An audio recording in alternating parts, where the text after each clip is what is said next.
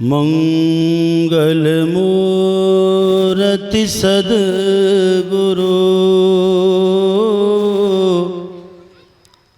मिलबै सर्वाधार।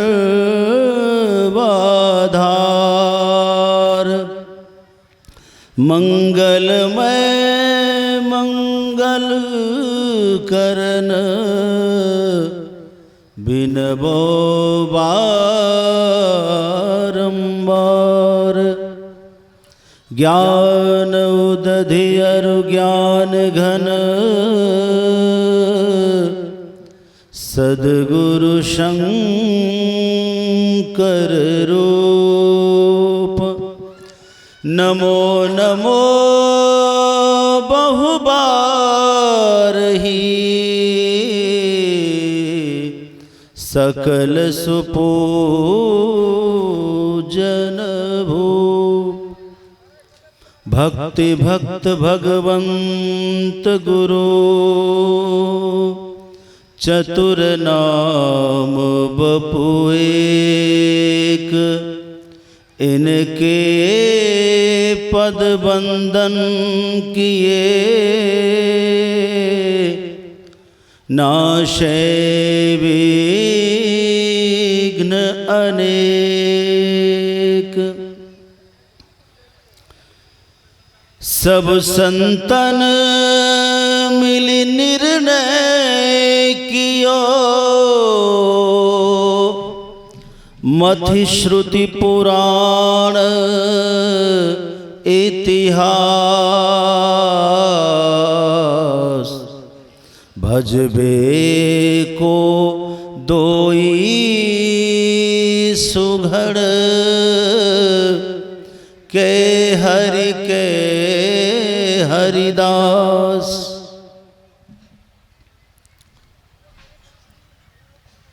परात्पर अखिलेश्वर अकारण करुणा वरुणालय अखिल हेय प्रत्यनीक परम तत्व परमात्मा जिसके अनंत नाम है और ऐसे परम प्रभु सर्वेश्वर को प्राप्त परमाराध्य श्री सद्गुरुदेव भगवान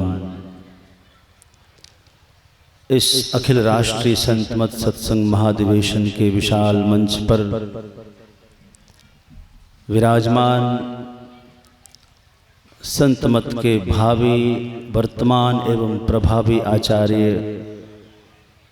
महर्षि स्वामी योगानंद परमहंस जी महाराज तथा अखिल राष्ट्रीय संत मत सत्संग के सभी साधु समाज महासभा के अध्यक्ष स्वामी श्री अनरण्यानंद जी महाराज और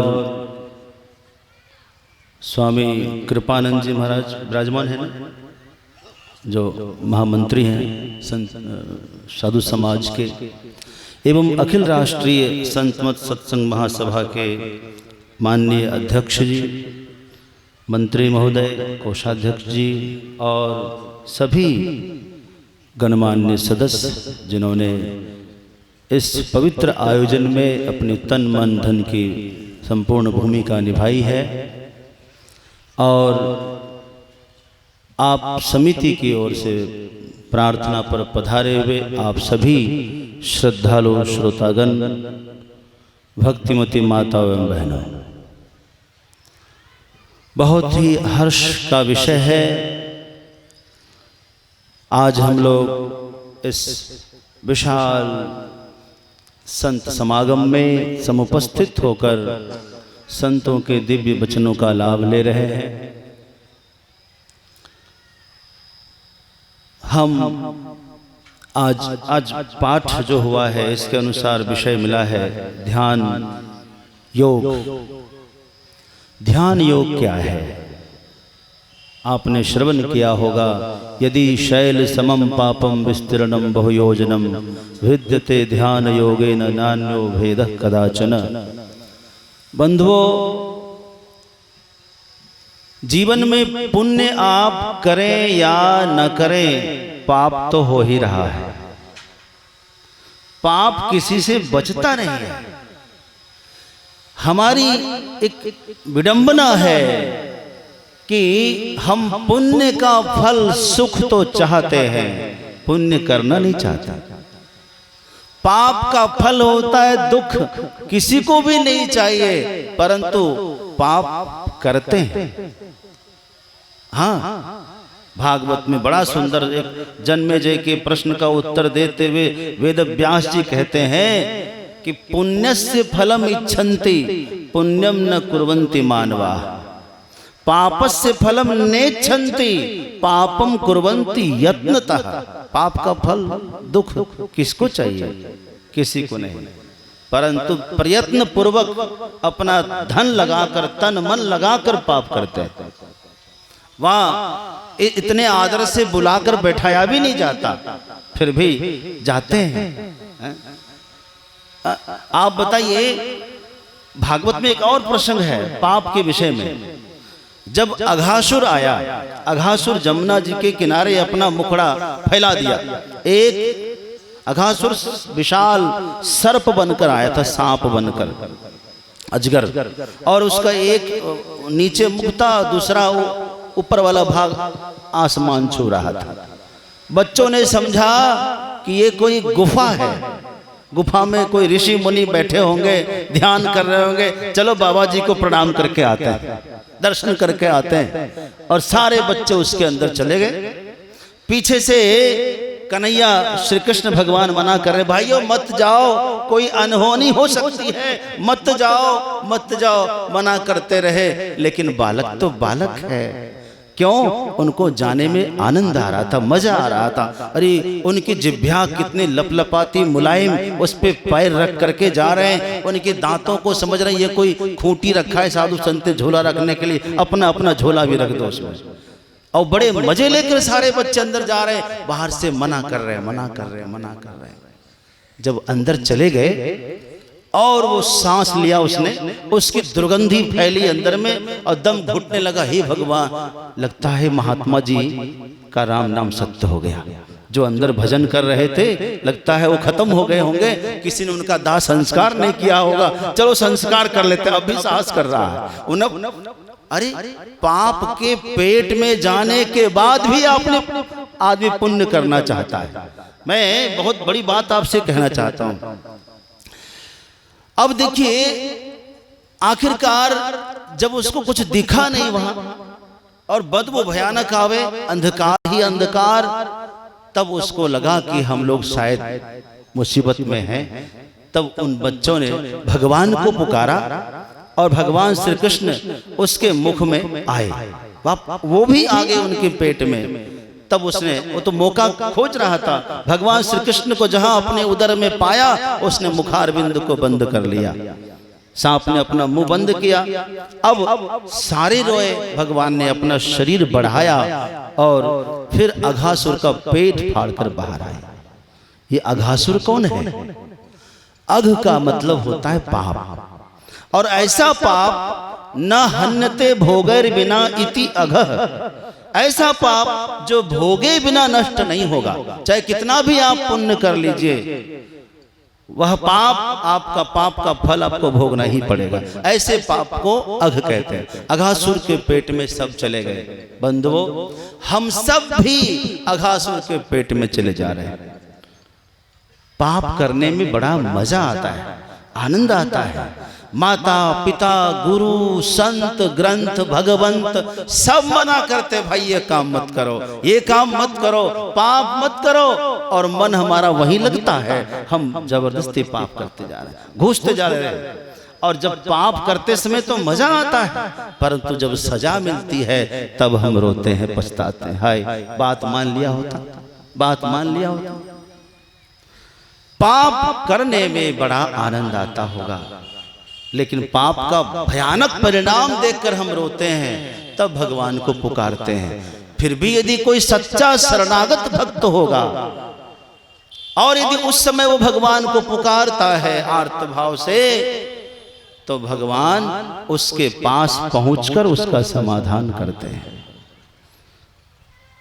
भगवान गुरुदेव भगवान समाधान यहाँ सत्संग योग के माध्यम से आपने सुना। यदि शैल समम पापम विस्तीर्णम बहुयोजनम, यदि पहाड़ के समान भी कोई पाप आपका है तो आप घबराइए नहीं, क्योंकि आपके पास वो सामर्थ्य ना भी हो कि आप यज्ञ करके पाप को नाश करवाएं। कुछ नहीं, सबसे बड़ा यज्ञ है ध्यान यज्ञ। आप बैठिए, आसन मार करके बैठ जाइए और शुरू करिए। इला और पिंगला दयोर मध्य वरम स्थानम सुषुम्ना च सरस्वती, इन दोनों नदियों के बीच में सरस्वती का स्नान करिए। गंगा यमुन सरस्वती संगम पर संध्या करो नित भाई हो।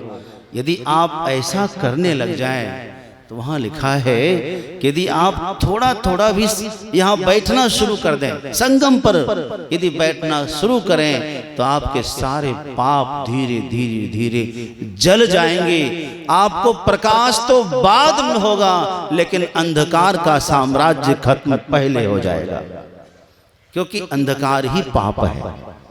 धीरे धीरे खत्म होगा, प्रकाश हो जाएगा।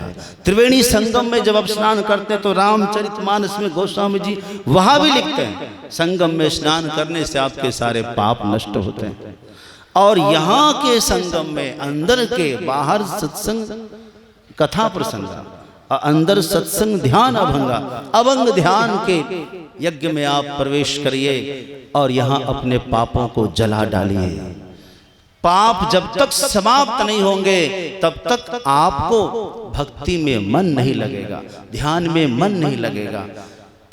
आप सोचिए, आदमी बैठता है ध्यान करने के लिए और विचारों का जाल शुरू हो जाता है।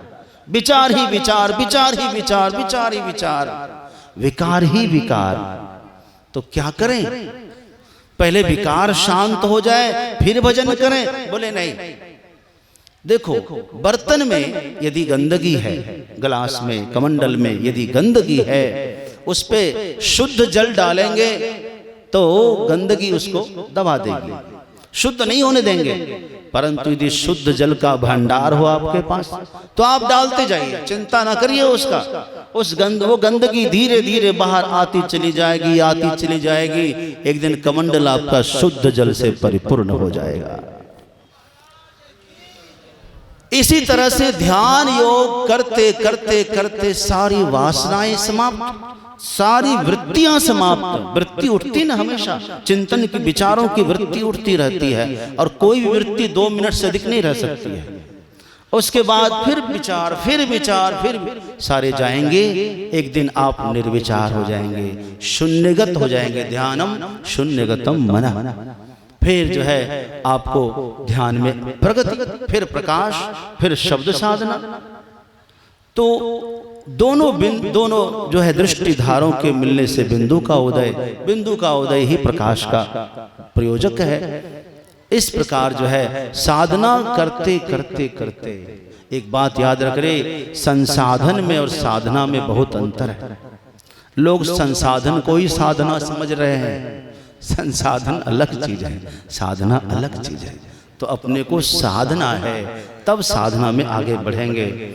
आज हमें बहुत हर्ष हो रहा है, हम जिनके सानिध्य में विराजमान हैं, परम पूज्य महर्षि स्वामी योगानंद परमहंस जी महाराज, अत्यंत आदर के साथ मैं नाम लेना चाहता हूँ, क्योंकि आपने बड़ी साधना की है जीवन में, बहुत साधना किया है। बंधुओं, साधना कई प्रकार की होती है। बाहर की साधना भी जरूरी है, अंदर की साधना भी जरूरी है।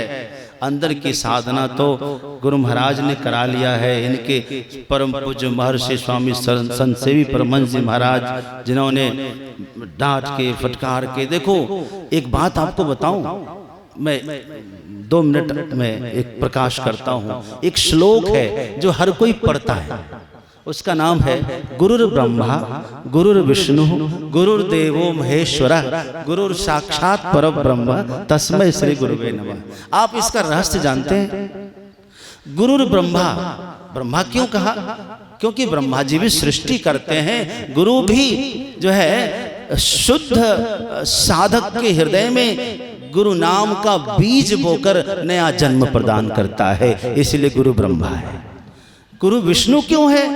विष्णु भगवान पालन करते हैं, गुरुदेव भी अपने शिष्य का संरक्षण करते हैं, इसको कोई माया की नजर न लग जाए, इसमें ये कई विकारों का शिकार न हो जाए, बीच में डांट फटकार करके साइड करते करते, जैसे नारद जी को भगवान ने विवाह करने से बचा लिया, वैसे गुरुदेव भगवान भी बचाते रहते हैं बचाते रहते हैं। ये विष्णु भगवान का काम हुआ। और तीसरा है गुरुदेवो महेश्वर। महेश्वर का काम क्या है? उपसंहार करना। उपसंहार यानी पापों का खात्मा करना, विकारों का खात्मा करना। अरे ग्रीन निगरने धातु से गुरु की उत्पत्ति होती है, जिसका स्वभाव है पापों को निगल जाना। अपने शिष्य के सिर पर आए हुए समस्त पापों को निगल जाते हैं गुरुदेव, खत्म कर देते हैं, निष्पाप और शुद्ध बनाते हैं अपने शिष्यों को। ये गुरु का काम है, इसलिए गुरुदेवो महेश्वरा। अब विडंबना, अब बड़ा प्रश्न यहाँ खड़ा होता है कि साक्षात परब्रह्म क्या है? ब्रह्मा विष्णु महेश तो हो गया भाई, साक्षात परब्रह्म क्या है? तब आप याद रखना, ब्रह्मा जी भगवान विष्णु या महेश्वर का किया हुआ जो कार्य है ये अधूरा है, ये कच्चा कार्य है, पक्का कार्य नहीं है। क्योंकि ब्रह्मा जी के सृष्टि करने के बाद विनाश भी हो रहा है, फिर सृष्टि हो रहा है, फिर अच्छा ब्रह्मा जी बना रहे हैं, किसी को लंगड़ा बना दे रहे, किसी को लूला बना रहे, कोई अपंग है, कोई अपाहिज है, कोई दिव्यांग है, परिपूर्ण नहीं है, पूर्ण कार्य नहीं है, पक्का कार्य नहीं है। भगवान विष्णु पालन करते हैं, लेकिन फिर भी लोग भूखों मरते हैं कि नहीं बताइए? कितने किसान आत्महत्या कर लेते हैं। इसका मतलब भगवान विष्णु का काम किया भी पक्का नहीं है, कच्चा है, परिपूर्ण नहीं है। महेश्वर भगवान महेश्वर संहार करते फिर बन जाते हैं, संहार करते फिर बन जाते हैं, सृष्टि कभी खत्म नहीं होती है। तो इन त्रिदेवों का किया हुआ कार्य भी कच्चा हो सकता है, लेकिन सद्गुरुदेव भगवान जिसको निर्माण करे, सद्गुरुदेव भगवान जिसका पालन करे, सद्गुरुदेव भगवान जिसके पापों का विनाश करे, वो कभी कच्चा नहीं होगा, वो परिपक्व और परिपूर्ण होगा। यही मेरा कहना था इस पर। ब्रह्मा विष्णु महेश के किए हुए कार्य भी अधूरे हैं, लेकिन सद्गुरुदेव भगवान के द्वारा पालित कोई शिष्य कभी अधूरा नहीं रहता है। ये जो कहते हैं पारस में और संत में बड़ो अंतरो जान, वो लोहा सोना करे ये कर दे आप समान। तो गुरुदेव भगवान ने जिसको ठोका बजाया हो, वो तो गुरुदेव भगवान के स्वरूप होते हैं। एक बार आप लोग गुरुदेव भगवान का जय घोष करिए, बोलिए गुरुदेव भगवान की।